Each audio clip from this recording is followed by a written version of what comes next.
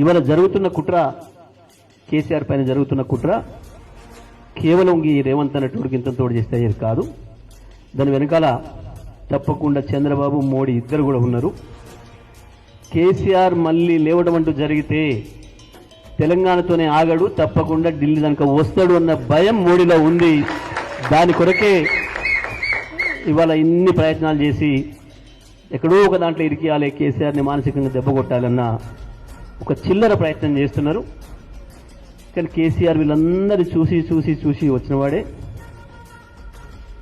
వీళ్ళందరినీ తిప్పికొట్టగలిగిన శక్తి సామర్థ్యాలు కేసీఆర్కు ఉన్నాయి. తప్పకుండా ఈ రాష్ట్రానికి ఏం చేసిండో 10 ఏళ్ళు దేశానికి కూడా అందించడానికి కావాల్సిన సేవలు అందించే శక్తి కేసీఆర్కు ఉంది. తప్పకుండా మళ్ళీ మళ్ళీ కేసీఆర్ తిరిగి వస్తారు.